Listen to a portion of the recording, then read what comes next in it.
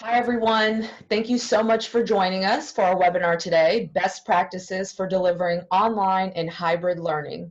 We have a ton of valuable information to share with you, but before we get started, I'd like to share a few housekeeping items. So all participants will be muted and will not have the capability to share their video. If you have any questions, please use the Q&A function, and this is different than the chat box.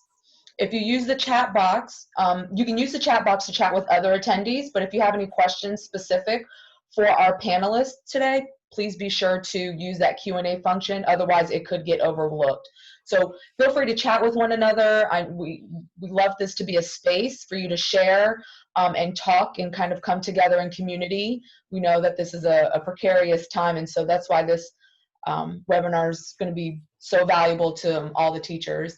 And so if you have any questions about Zoom or you're having some technical issues, you can chat Shape America Association, and we'll help you as best as possible. And just as a reminder, participants will earn 1 Shape America contact hour to use, and that will send a certificate that you can download and use. And this recording will also be, this webinar will also be recorded. So with that being said, I'm going to hand it off to Brad to get us started. Thanks, Michelle, and thanks for the opportunity to be here and share some of our best practices with Shape America and their members. My name is Brad Brummel. I need to apologize for starting to lose my voice this week. We've been in our back to school trainings week, and we've trained almost 700 teachers so far this week, so I'm starting to lose my voice. I apologize, but we will make it through. We are from Springfield, Missouri. We work for Springfield Public Schools, and we are the largest school district in Missouri. We also house our launch program, Fueled by Launch, and that is a virtual school that's operated by Springfield Public Schools. And today I have with me 3 amazing teachers who all make the work here at Springfield Public Schools high quality and great for kids. And so I'm just going to take a moment to introduce them real quick. First off, I have Kindal Plank. She's a middle school PE teacher, and she works at Cherokee Middle School. She is the district curriculum department chair for our health and PE program. She's also a launch online PE teacher and coaches several sports as well. So Kindal, did you already wave and smile? And Kindal's also a new mother, and so she is juggling that role as well. We have Chris Vandergrift here from our adaptive PE program here for Springfield Public Schools. He is also a launch PE instructor and has been a launch PE instructor since the beginning. And he is been on every curriculum writing team that I've ever been a part of, and he is huge in the development of our online courses. And so I'm glad that he is here to share his wealth of knowledge. And then we also have Shelby Castillo, who is our new full-time online launch health and PE teacher, our first launch full-time health and PE teacher here. And so she is going to be helping a lot with those curriculum tasks. And she brings a lot of wealth and knowledge as she is taught in health and PE. So Shelby, thanks for being here. So that's a little bit about us. Again, I mentioned that Springfield Public Schools is the operator of Fueled by Launch. This is a virtual school that begun in 2012. We offered our first high school online PE course then. It was actually the first course created was an online PE course, and 12 kids enrolled. Started with the chest strap monitors that the kids just absolutely hated, but we got it started in 2012. So some of the things that we share with you today, we didn't figure out since just March. We've been working on producing a high quality PE program since 2012. We've learned a lot in the 8 years, obviously. And so we're excited to share some of the things that we've learned along the way with online health and PE. So when the Senate Bill 603 came around in 2018, that really propelled us forward with getting outside of just our school district. So at that point, we offered our online courses to the entire state of Missouri. And we added middle school online PE courses in 2019. And we're now up to 3 different high school elective PE courses. And that number is at a date on the bottom with 282. I think we're well above 300 now, offering courses to over half of Missouri. So the launch program has grew drastically over the last 2 years. Just alone in June, we had over 3,000 students taking our high school PE courses. And so we bring in lots of students, we hire lots of online PE teachers. And so we are excited to share some of our best practices with you. You can look through and see some of the topics for today. There is a separate webinar that I recorded in June on creating online learning. And that webinar you can find in Shape America website. That really goes in depth in how you would create a curriculum or create that online learning. Today's learning is more focused on the instructional practices that you would use as an online teacher to deliver that content. And we'll touch a little bit on some of that planning, but you can see the agenda points for today. We hope that at the conclusion of today's webinar that you would better understand best practices and strategies to build relationships and creating a safe learning environment. We all know that relationships are important, but how do we do that screen to screen? It's hard, but we've learned some things through our years and we are excited to share some of those with you. We hope that you could understand best practices and strategies as an online instructor to support all students with an online or a hybrid approach. And then we want you to be able to feel confident in your ability to plan those learning activities and access some resources that we're going to share with you. So I would just invite you to reflect for a second. I think it's important that whenever we try to take on a learning task that we reflect with where we're currently at. So I would ask for you to look at these 4 images and reflect on which picture or which image best describes how you currently feel about school reentry. And I would invite you, once you've chosen your image, to put that in the Zoom chat and a short why, please. So if you would take a moment to do that.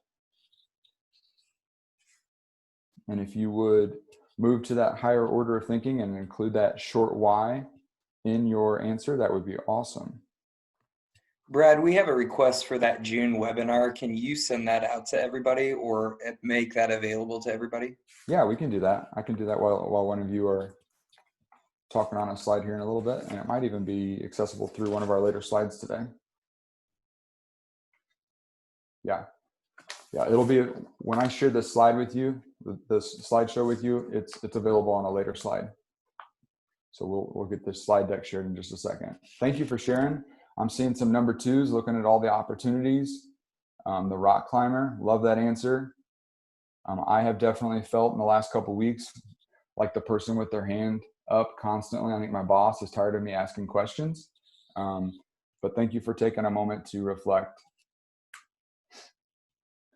So as we begin sharing some of our learning, I think one of the biggest learning points that I've had in taking in this new role as coordinator of health and PE is learning the benefits of online physical education.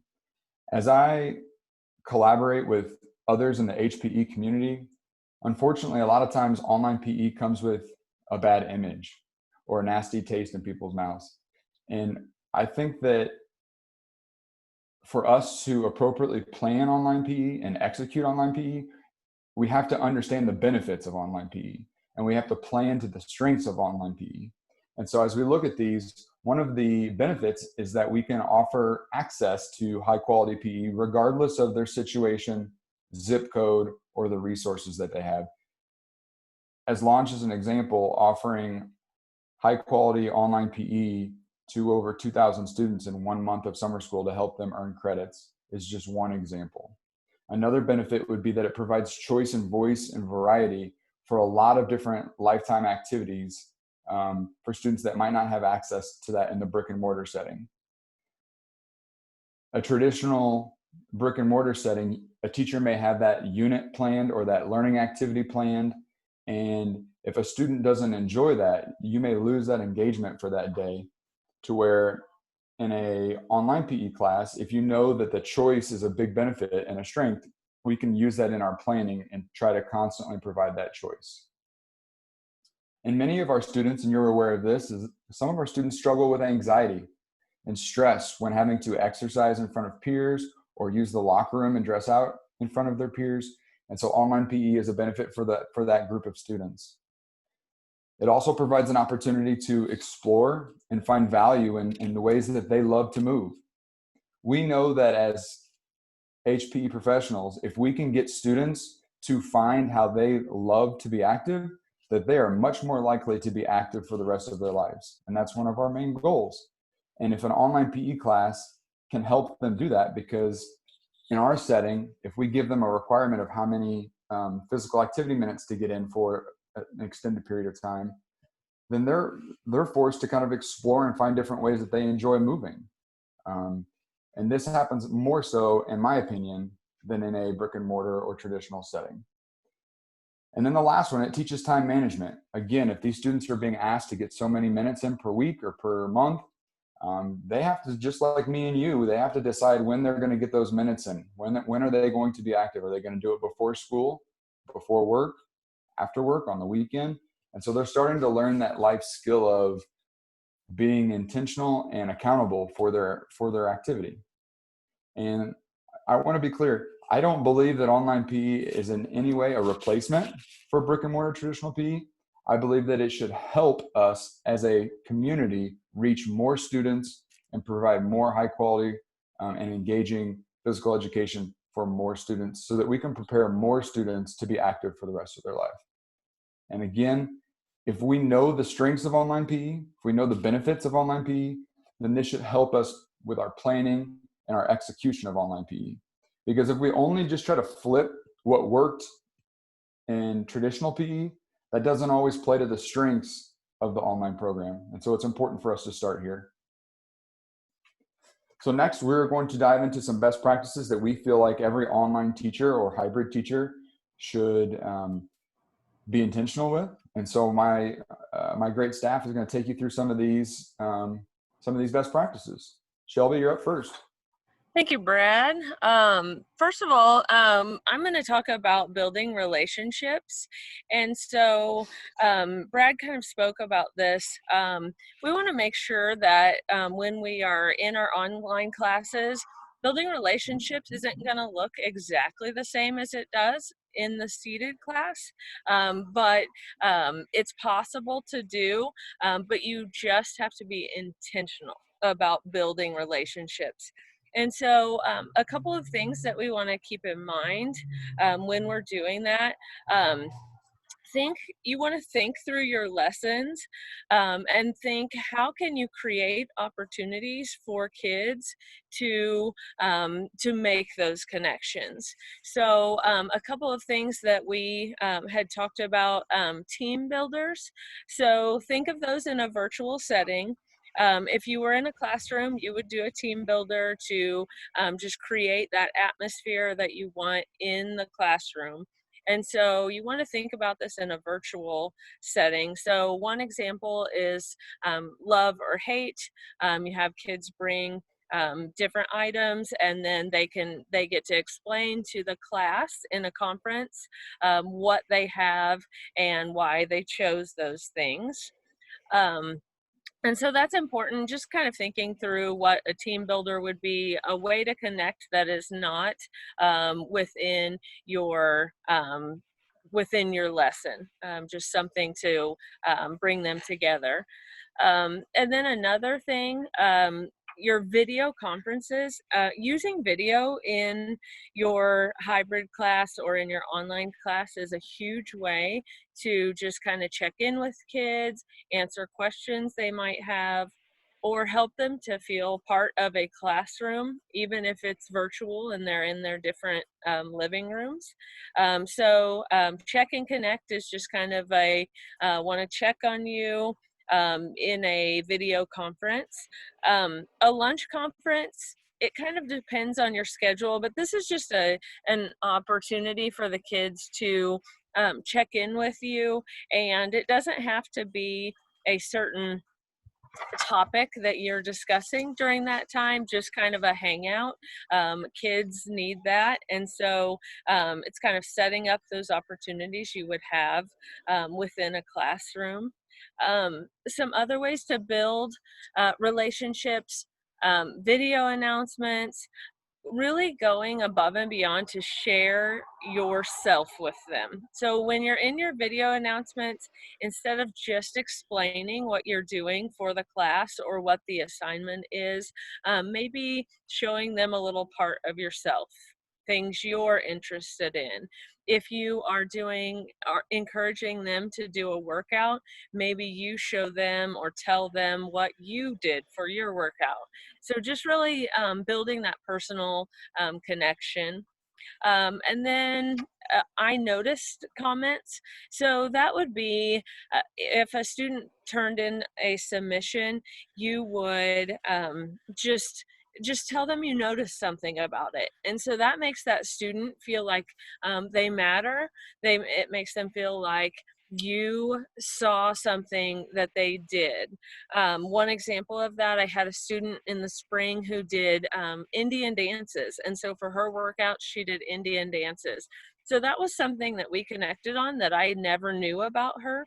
But I was able to just kind of build that relationship in a different way. Some other ways to build relationships. Share your personal interests. We talked about that. Reconnecting about a conversation you had at school. So this could be a message to the student, or it might be a comment on an assignment where you just you comment about something that you talked about at school, or if you know they play a specific sport, you ask them about that. When you are in that virtual classroom, and then ask them questions. Kids like to answer. They like to know that you notice them specifically.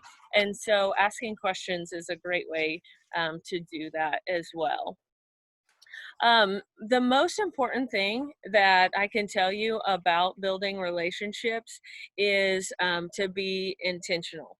A student is not going to learn if they don't know that that person that is teaching them cares about them.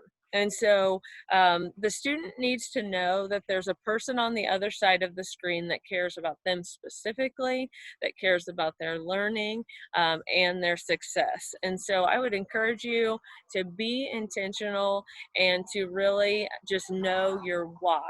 Why are you doing the specific lesson? Why are you reaching out to these kids? Building relationships is possible. It just takes a little bit of thought when you're in the online platform. Thank you, Shelby. My mentor here in Springfield is Dr. Anderson, and he always says relationships before content. Although both are important, the order is critical. You may have the best online curriculum known to shape America, but if the relationships don't come as a first priority, unfortunately, that content is not going to reach its full impact. And so the order is critical. And then the 10x2 strategy, those students that we know we have challenges with connecting, especially if you're in a hybrid setting where you only maybe get to see that student once a week or twice a week at most. If you have that student that you're having a hard time connecting with, the 10x2 strategy is that you would be intentional with that one student, spending 2 minutes one-on-one with that student for 10 days in a row. And obviously you may not be able to do that over the weekend, but 10 school days in a row, the impact and the difference that you'll make, not only in that student's life, but the learning environment and the relationship at school. To try that, to go 10 days in a row of school, spending 2 minutes one-on-one with that student will make a big difference in the culture of your classroom and also the learning. So next we're going to talk a little bit about communication, and I'm going to let Chris share his wealth of knowledge.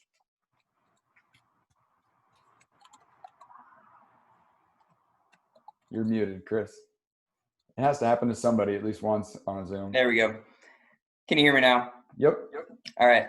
So I think in something that we're talking about on the slide is expectations, and it's very important. While we are developing relationships with these students, they are taking online courses a lot of the times for a specific reason, because they either need flexibility in their schedule.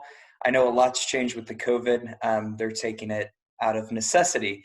But the expectations need to be clear. And we typically in Springfield Public Schools have 2 to 3 announcements per week, outlining assignments, going into detail about what's expected and the due dates and everything that goes along with that. And I think that's very important in an online atmosphere. I know when I took online classes in college, teachers who were more vague about what they wanted, it was harder for me to deliver the content that they wanted for that specific assignment. So I try to be clear in my expectations. I don't require a whole lot of fluff on top of what, the assignment is asking for. Get to the point, and I think students appreciate that if you give them a clear set of expectations.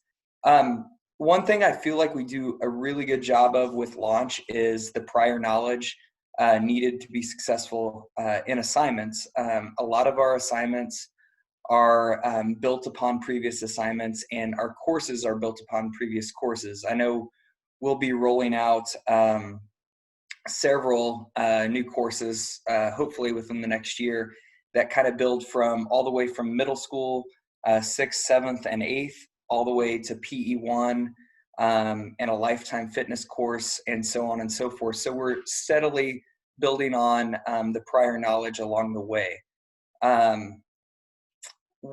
There's always stuff that can go wrong and always expectations. I think a big thing is to be flexible, especially in the time that we're dealing with, and you guys and girls are possibly new to a lot of online learning. Being flexible, because we still run into things. We've been doing it for 6 or 7 years, and we still run into things that we've never seen before. So kind of a go with the flow and figure things out. But I can tell you what we started with in 2012 has vastly improved in 2020. So some of the feelings you guys and girls are feeling I understand, because we were back there, a long time ago. Grades and specific actions to improve. So we have access to a list of assignments that are missing. We call parents weekly if a student is in a certain grade range, and we provide those assignments that they can improve their grade on. They have access to them. We also have the function where we can message anybody within our grade book who didn't turn in a specific assignment, and just kind of send them a reminder. We also have office hours. Each course, we have 3 office hours per week. A student can video conference with us upon request in those office hours. We typically respond within 30 minutes in those office hours, but I know a lot of us have apps on our phone, so if a student messages us, we are typically answering them as quickly as possible. Again, that kind of goes along with the over communicate. When a student messages us, I like to get back to that student as soon as possible. I don't want to forget or not message that student back. So the over communication, I frequently send out messages on top of my weekly announcements with reminders about workouts being due or important assignments being due, and we try to integrate as much video as possible. I know that's been an emphasis with our district upcoming for this fall, is using more video and face-to-face. Again, we touched on the being patient and understanding. The extra credit opportunities, that tab, that's a good way. I know Shelby talked about building relationships.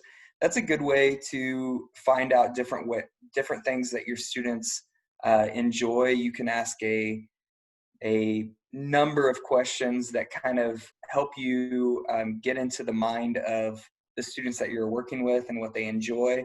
And I think sometimes it surprises them. I've had students bring up a band that they would never think a PE teacher would ever listen to, and they'll send a message. Maybe my extra credit question was pertinent to that, and that's a way for me to connect with that student.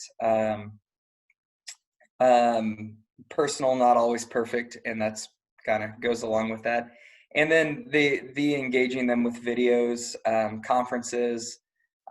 We have one teacher that does a really good job with motivational quotes. I could do better with that. And just being a little bit human.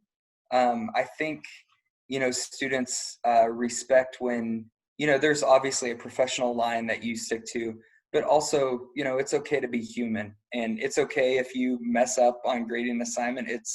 I've had many kids be like, well, I've missed this. It's okay to say, I made a mistake, I'll fix it. And then always knowing your audience, you're going to address each audience differently and accordingly.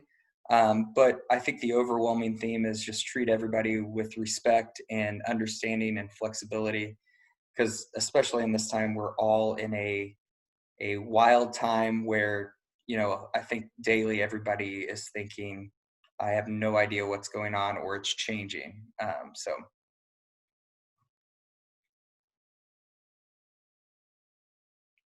Bradley, you may take it away. Okay, I think actually I am up. Can you guys hear me? Okay, cool. I'm going to talk about feedback and how to give feedback as an online instructor and what that feedback should kind of look like. When I first started teaching online PE, I was like, oh my gosh, how am I supposed to tell these students like what they need to work on or connect with them and things like that, talk to their parents when I don't even know them, I've never even met them. But actually the platform we use makes it really simple, and then there's some other tips and tricks that I can kind of talk about. So parents, when you think about the parents, when they first sign up for this online class, they're gonna wanna know, what am I getting myself into? What is my kid getting themselves into? How is this going to look? So I like to send out, and I think majority of our online teachers send out a welcome email, not only to students, but to parents, and kind of give them the expectations, what we're looking for, kind of things that Chris just mentioned, how the course is even outlined, like we have academic work and we have workouts, and a lot of times that is something that is totally new to these parents, and so they have a lot of questions to help them support their students. And so we send out that welcome letter. We also make welcome phone calls to our parents, so just making that connection with them as well. And then parents ultimately want to know, like, what's their student's grade? Like, let's be honest. So our platform makes this really easy. We can go into our grade book, we can download the grade as a PDF, and I can email that to parents. We also communicate with parents when students are failing or are close to failing, or maybe they haven't logged in a week. And so you can give that parent that feedback when you contact them, and a lot of times they're, oh my gosh, I had no idea that my student hasn't logged in a week, or that they have 10 missing assignments. So it's an easy way to give them feedback about how their student is doing in your course. And then counselors, thankfully we have a launch-specific counselor for our online platform, but I also have reached out to counselors from other districts that we teach their students in online PE, and so just being able to connect with them. I've had counselors message me before telling me, specifics about a student, and then I am able to give them feedback on how they are doing in this course, so that they are able to help on their end of the job. And then when students submit work, we provide them feedback for everything they submit. And that feedback, as an online instructor, we don't want to say, great job, like you did your work. That's not meaningful. It doesn't meet our why. Students, they just, like Shelby said earlier, they want to know that you saw their stuff. They want to know that you care about that. So for students, I might ask them a question to facilitate a higher order of thinking. So I might have them elaborate on what they have just written or just turned in, or I might ask them a question to make them go, oh, really? I didn't think about that. I might have them connect to the real world. So a lot of our assignments in our high school class is related to what students can do outside or after high school. How are they going to continue living a healthy life for their lifetime? So I might say, like, hey, when you graduate high school, like you're able to do this and that's going to be a great workout for you. Or, hey, maybe you could go mow your grandparents' yard. That might be a way to get in some workout hours. So things like that, just connecting it to the real world and being able to help them with that. I might give them some advice, like I just said. And then we always want to provide another opportunity for submission. Like Chris mentioned, sometimes in the online world, we get kids misinterpret things. We try really, really hard to have very specific instructions, and still some students misinterpret those. So I always want to give the student the benefit of the doubt, and I want them to have another opportunity to resubmit their work for more points. We just want to give grace in that area and work with that. Our platform that we use allows us for video or audio feedback, and sometimes as a teacher, sometimes that's easier and faster than me having to type things out. I can just click the audio button, record what I want to tell them. And then for the students, that's more personal, that I'm able to do that and give them feedback through that. And then when we move on, yep, thanks. Advice on providing student feedback. We want to be specific with our feedback. So I want kids to know that I actually looked at their work. So going ahead and making a comment that is specific to that piece of work or to that student is very, very beneficial on building that relationship as we continue to talk about.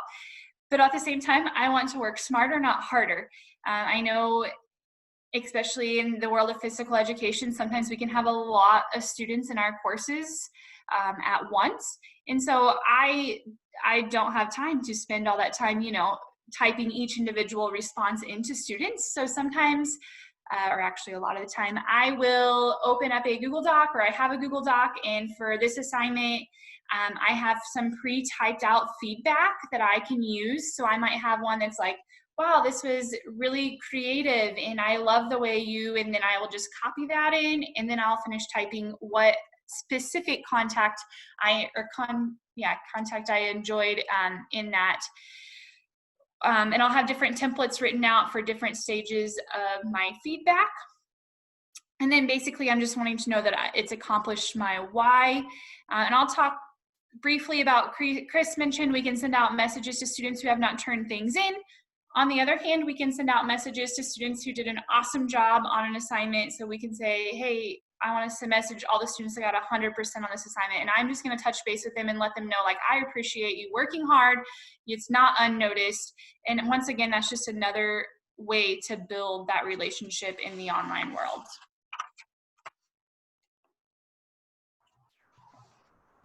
All right, the next thing that you want to consider when you are teaching online is setting up classroom norms. So if you were in the classroom, you would go through at the beginning of school and set up your norms, and you would practice those.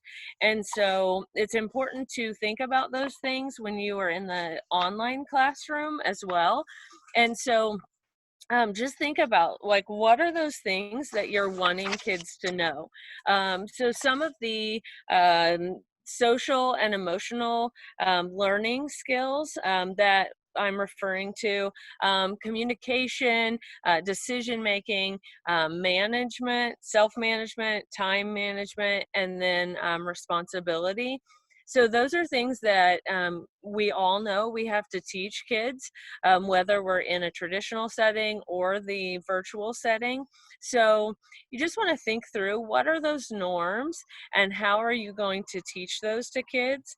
And I would actually argue that virtual learning is a great way to teach those things, because communication, you don't have nonverbal communication because you just the platform. So you have to really think about, when I'm communicating to a student, like they were talking about, or when a student is communicating to me, how do I teach them to communicate properly?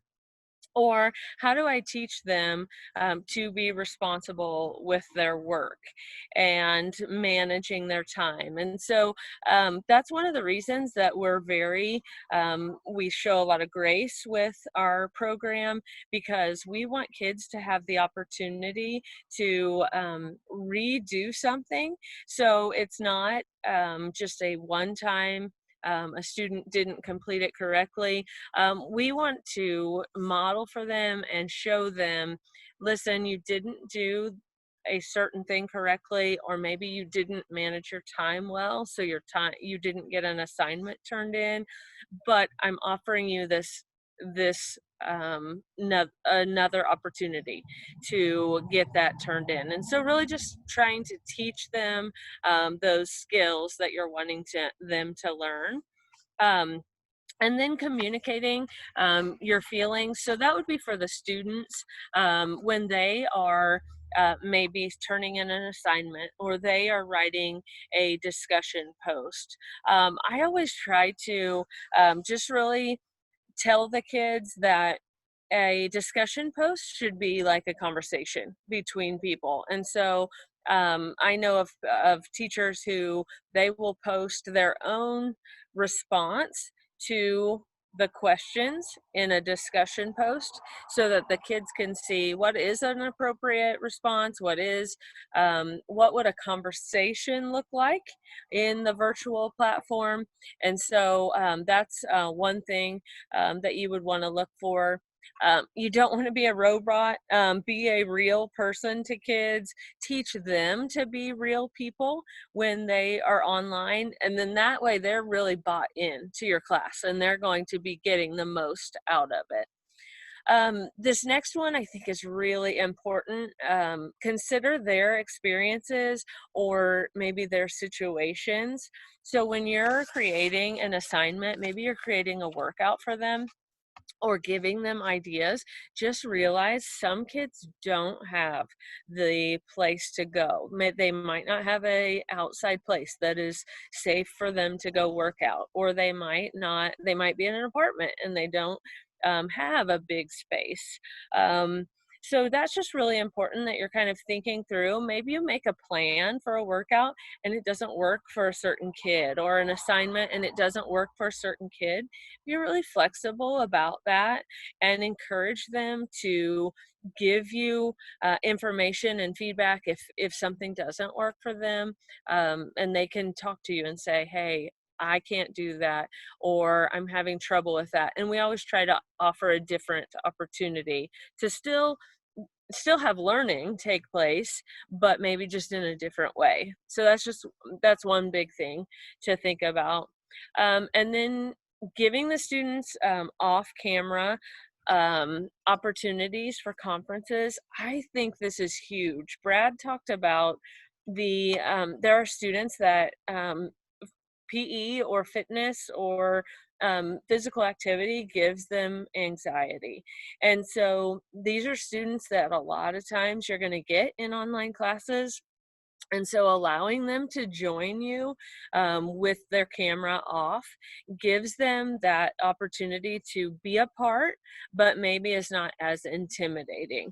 And so I always encourage kids to join me, but I just tell them it's optional if they have their camera on or off. And so that I think that takes away some of the anxiety that they might have.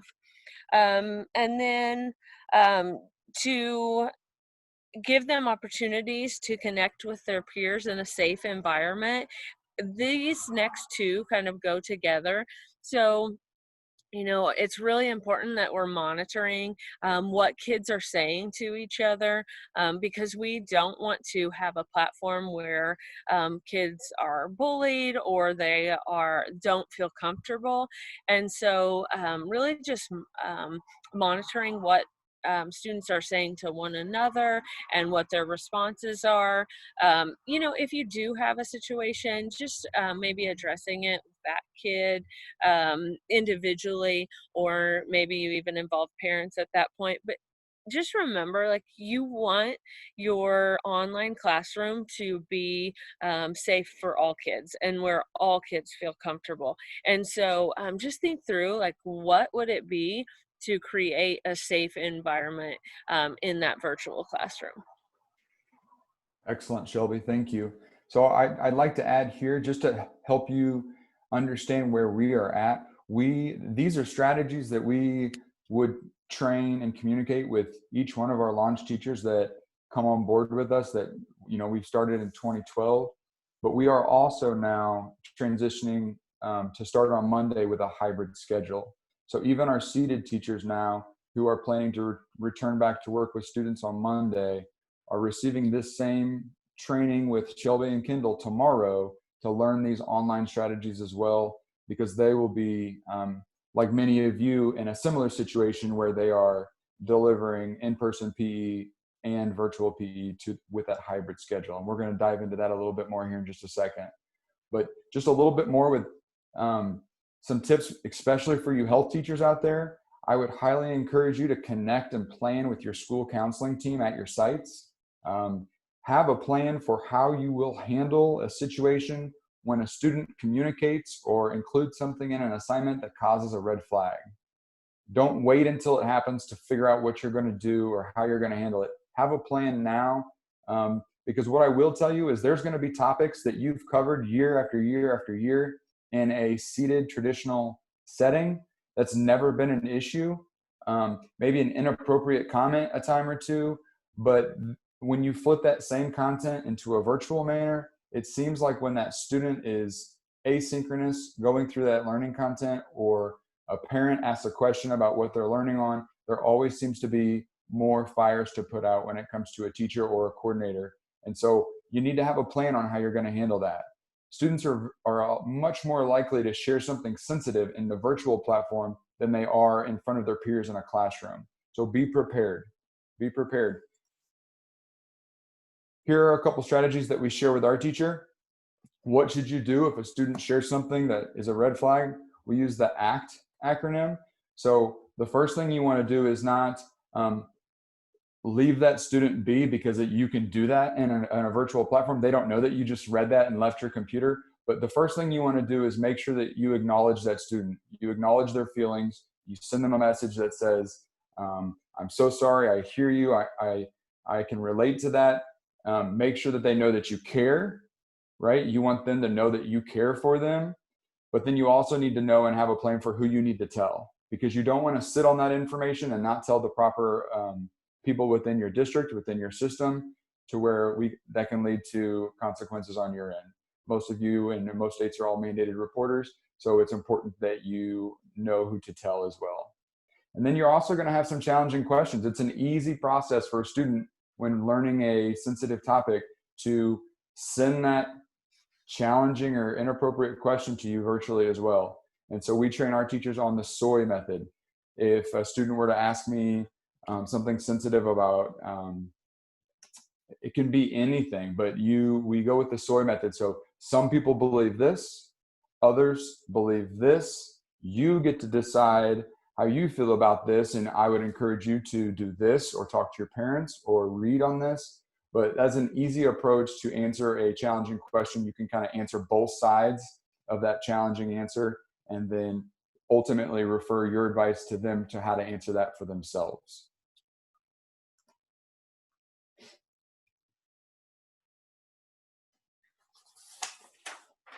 Supporting all students.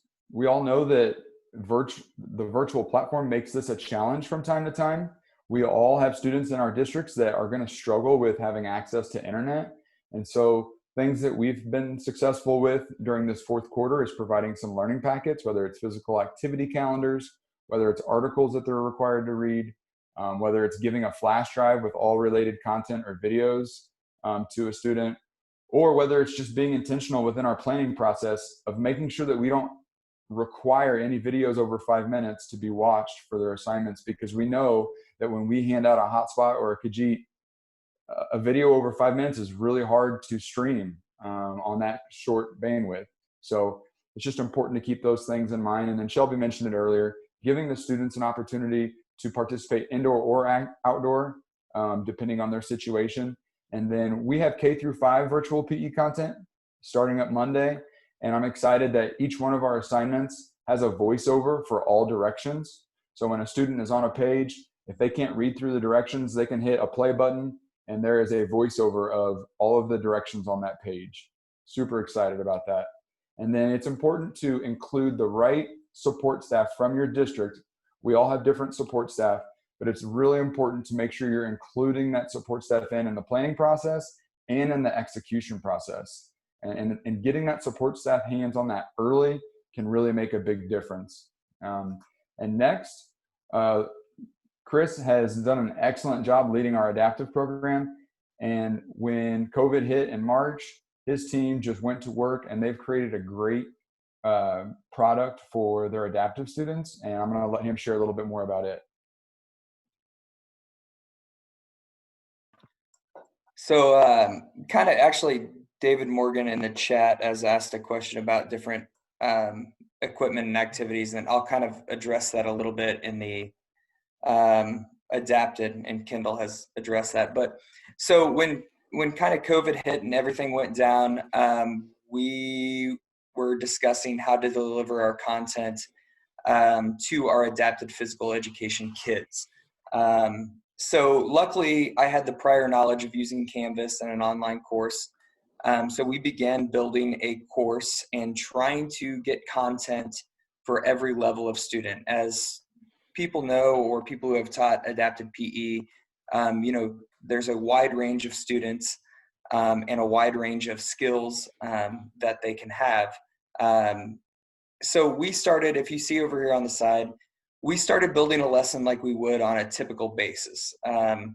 So typically we would do warm-ups, we would do stretches, and we would do a lesson. So we provided different modules that the students could use where they could click on either themselves or with assistance of a parent, could click on different warm-ups that they could use just like we would do a warm-up in class, just obviously virtually. So they may do a Go Noodle video. They may do, depending on their ability level, there's a number of things that they could do. And we tried to sort them in beginner, intermediate, and advanced. So we did that. Then we provided stretches, as you can see on the screen. We had ambulatory stretches, so students that were ambulatory. We had students who were non-ambulatory, and we walked the parents through how to do those stretches. And then we provided different options for stretches as well. And then in addition to that, we began building a database for different units that we did. So we may have an eye-hand coordination unit or an eye-foot coordination, crossing the midline, laterality, just a number of different things. And we started building lessons every week at the elementary and the secondary lesson level. And so we would provide a beginner, an intermediate, and an advanced lesson for all those parents. If the parent had any concern or they didn't feel like it was perfectly addressing their student, we did provide unique tweaks or modifications for those assignments to those specific parents so they could carry it out. It sounds like a crazy undertaking. It was just kind of something that the staff and I we kind of dove in, and I mean, we were able to create a lot of content in a 2.5 week span. A lot of us had been doing adapted for quite a long time. So we even recorded, it was not only lessons that we found on the internet that could be done, but it was also lessons that we recorded ourselves, and 95% of them required no equipment or equipment that could be found in the house. We played bocce ball with balls of socks. So just some thinking outside of the box concepts to deliver our content. Nothing's ever going to be perfect, but I feel like we accomplished a lot under the circumstances. And then here you see distance versus hybrid, which we are kind of phasing into. We have Three types of students that are coming up for the school year. We have a 4-person or 4-day in-seat students for our students specifically, or they can choose a hybrid, 2 days in-seat, 2 days out-of-seat, or they can do completely virtual.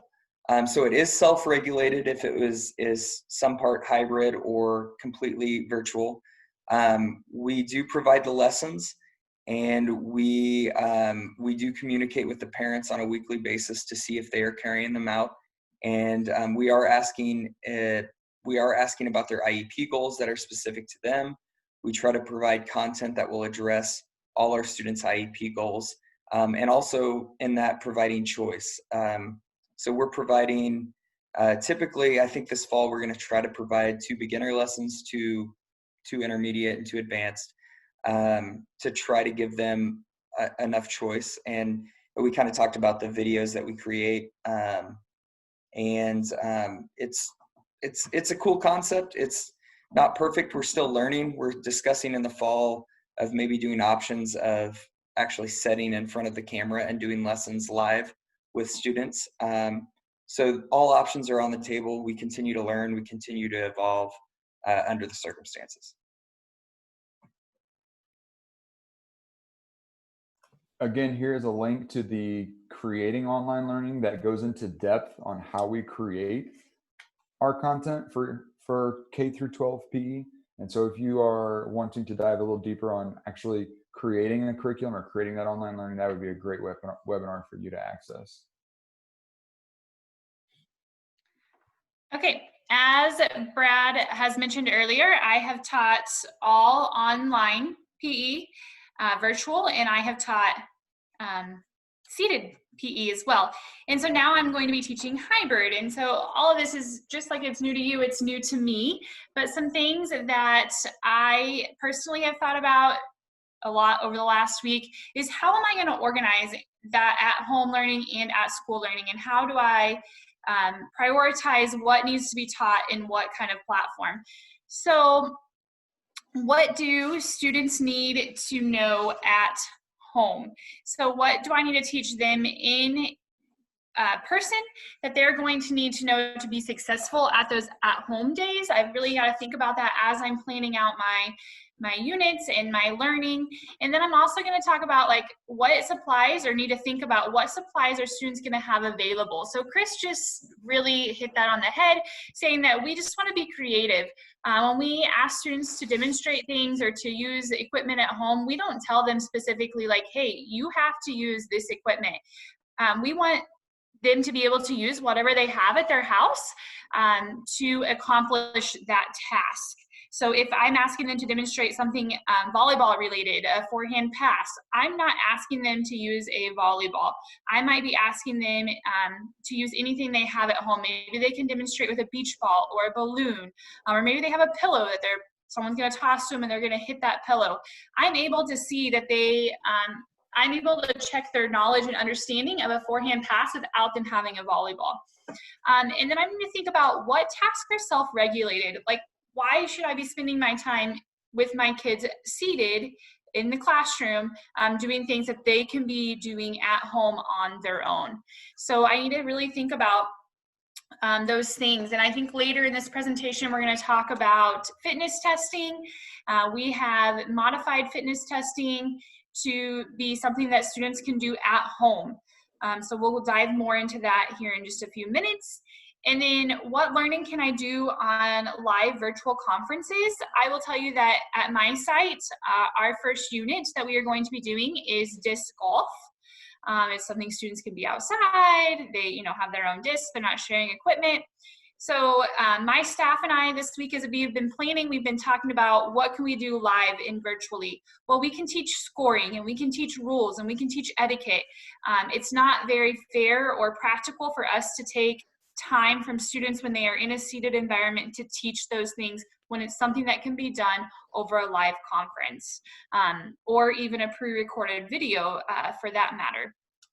And so we just want our students, when they are at home or at school, I apologize, when they are at school, we want them to be as active as possible. I don't want to take away that time from them doing things that I could have if I would have organized better and prioritized, assigned them to be done at home. So really it's just making sure you're organizing those things and being conscious about what activities are self-regulated and what can be done at home, so that when they're at school, I'm making the most of that time.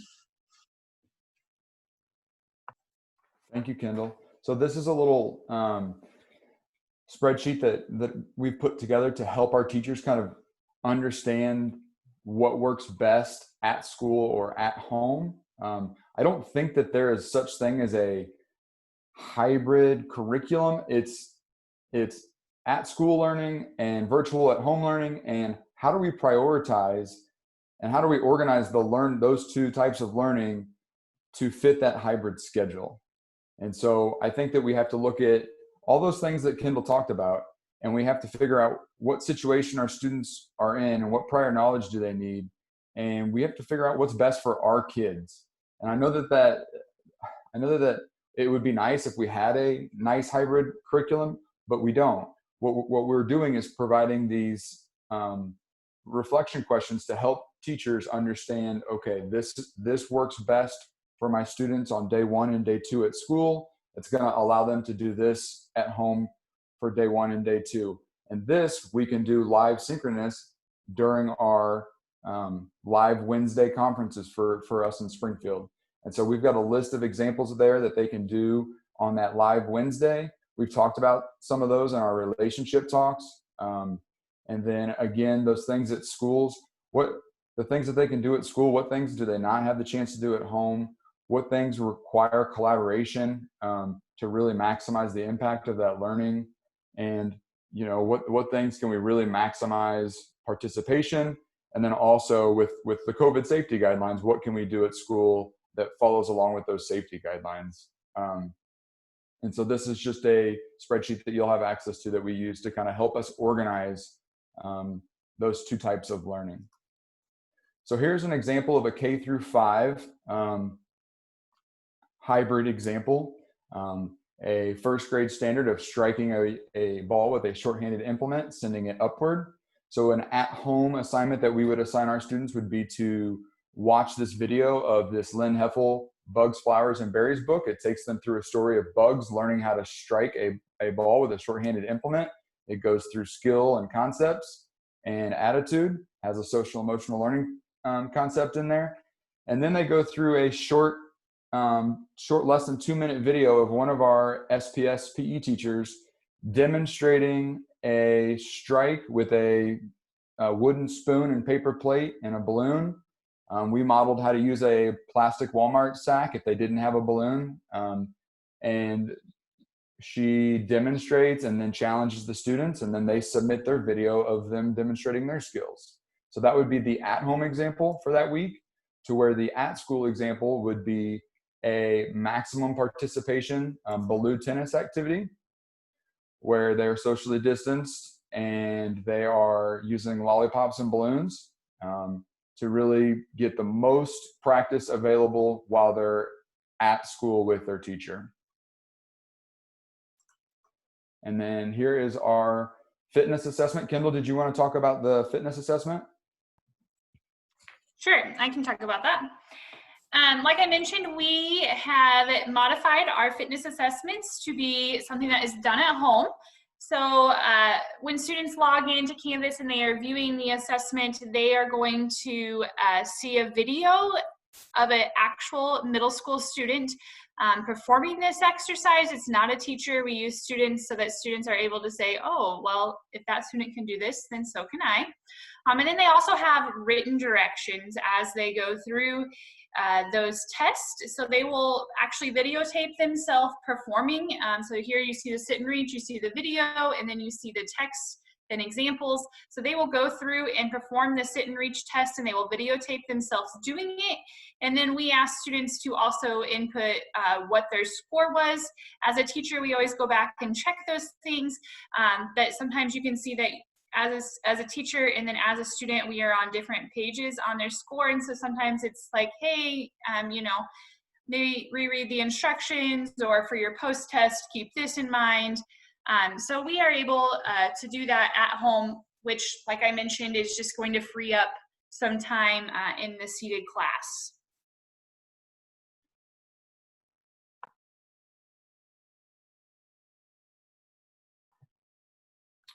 So this would be just an example of the at-school learning for that secondary. So they're using an active warm-up video, and we've embedded this video on this slide. So that way, if you want a active warm-up video that you can use with your classes with a projector or just sound, there's images and videos embedded into it. There's social distancing directions within it. I think that you'll enjoy this video with your classes as an instant activity or warm-up.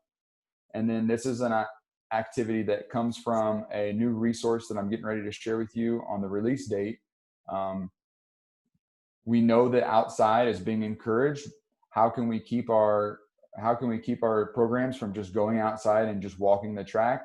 That's not going to be engaging for our students. And so this is a secondary example of how we can get similar exercise, but in an engaging and a learning way.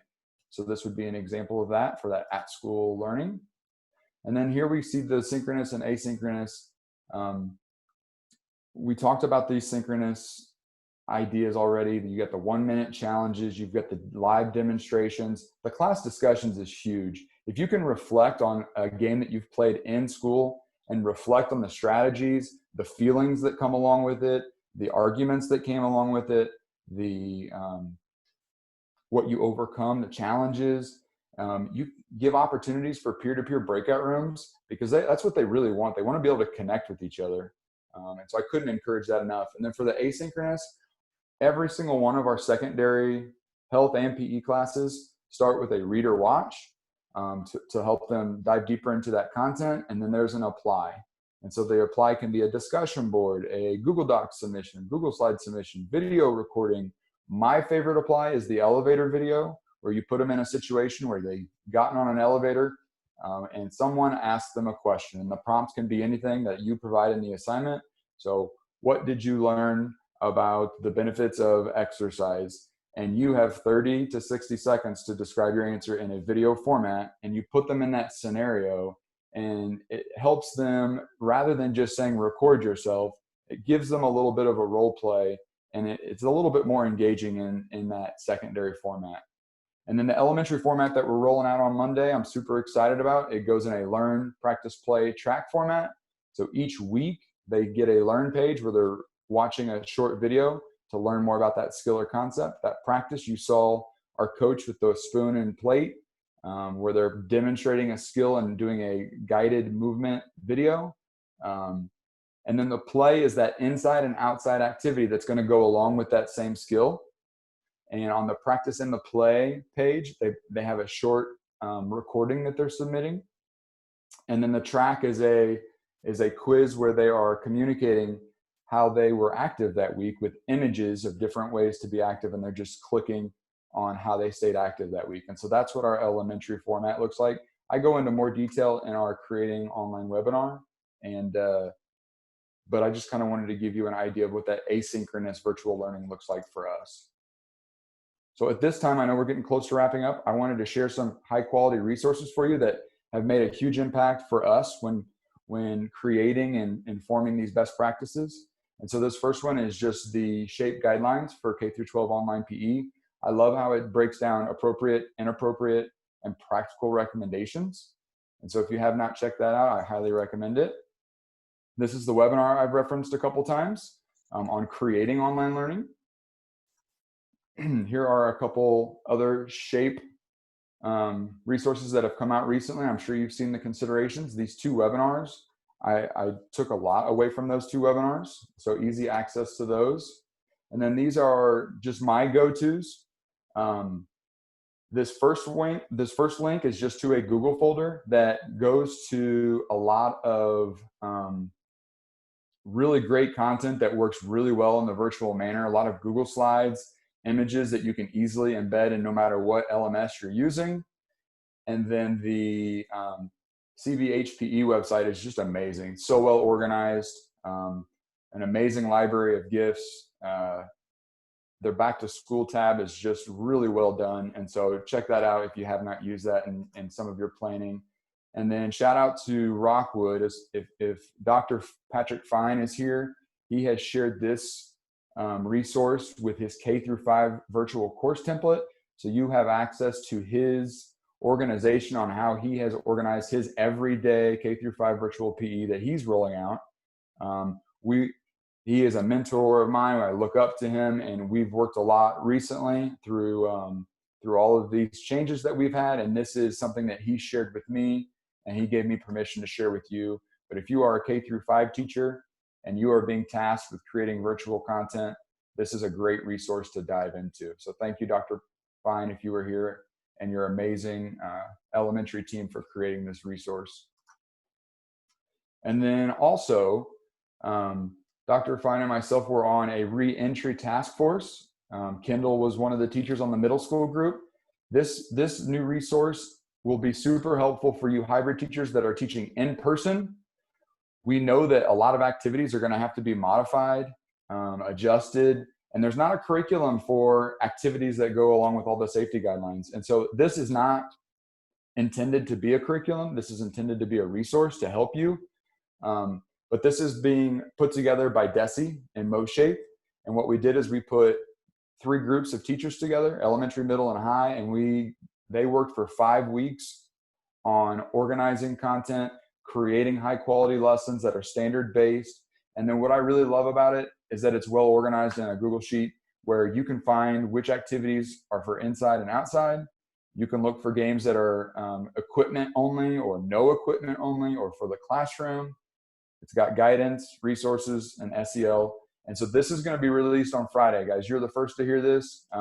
You can follow MoShape on Twitter. You can follow me, Coach Brumm, and we're going to push this out live on Friday for anyone that wants to use this resource. I think it'll be a great tool for your toolbox for teaching in-person PE. So stay tuned for this. It'll be released on Friday. And the last thing, I know we're running a little over and I apologize. Last thing we want to leave you with is self-care. And so all 3 of the educators that are with me today, they all have one strategy that they want to share with you on how they cope with being a virtual educator. Kindal, you're up first. Okay, I will say that the biggest thing is scheduling out my time. So like Brad mentioned earlier, I have a sweet new little baby, and I have a family, and I coach and I teach. And so I've found myself in the past going and taking my online learning and answering questions all night from students. So you just gotta make sure you are scheduling time to get your online work done, to be that teacher, to be that coach in there for those students, and then to be there for your family. So just making sure you're staying organized and during that time. Shelby, will you share your strategy? I agree, Kindal. That is great. I think scheduling your day is so important. I think one of the other things is to show yourself grace. This is new to everyone. And if you remember back to your first year of teaching, it was just kind of overwhelming. You had to have that point where you do the absolute best you can. And then you just know, like, the next time, if that didn't work, I'm going to do better. I'm going to change this. But just show yourself grace and be flexible with yourself and your students. Chris? Thank you, Shelby. Mine's along the same lines. Setting boundaries for yourself is a big deal. I know when I first started, I was a very rigid person, and it created more stress, and I have learned to be more flexible, and in that it has helped me personally just relieve a lot of stress of the situation. And then if a message comes in at 11 o'clock at night, you don't have to answer it, is one thing that I've learned. You can answer it first thing in the morning, and it's still something I struggle with, but I feel like I have improved. Thanks for sharing, Chris. And my advice for those coordinators out there is to let that email sit. If you get that email that burns you up a little bit, you don't have to hit the send button. You can type that response if it helps you vent. Let it sit in the draft box. Let it sit overnight. Let it sleep. while you sleep. And a lot of times that next day, you don't end up even needing to send it. You delete it and it goes, or you think, wow, I'm so glad I didn't send that email. You end up changing it. And that can apply to a teacher too. For a student that sends that ungrateful message to you, let that message sit for a little bit. Don't feel like you have to reply right away. We end with that we all have different roles this year. We all have added responsibilities. Please keep in mind that our students are so excited to see us. They deserve our best. So don't let these extra responsibilities of the custodian hat that you're going to have to wear for sanitizing between classes, or virtual teacher, distract you from giving your students your best, because they need it. They deserve it. I have been preaching to teachers all day, and I'm going to continue all tomorrow, that it would be really easy to go manage that virtual requirement of a virtual teacher while my students are all on task and engaging in an activity. But man, do those students that are there deserve my attention and my best interest. And so be intentional about scheduling your when you're going to work on that virtual responsibility and those other tasks, and those coaching tasks. I can't encourage that enough. Be committed to those students that are in your space. And then my great teachers with me kind of hinted at this earlier. You only have so much in your control. Keep close to you what matters to you. Focus on what you can control, and let the other stuff figure itself out. But if you can focus on these two things, I think you'll be set up for success. I know we're running a little over. I'll do my best to stick around and answer some unanswered questions in the Q&A. You've got my contact information. And if you want that new resource released on Friday, you can follow me at Coach Brum, and I'll be sure to share that. But we are just so thankful to be invited and to be a part of your learning. And we're just very, very, very, very happy to share some of our best practices with you. Thank you so much, Brad, Chris, Shelby, and Kindal. And to everyone who has joined us tonight, we had great attendance. Shape America will be following up to people who registered with a link to this webinar and a certificate that you can download to receive one Shape America contact hour. Enjoy your evening, and I hope you enjoyed the webinar.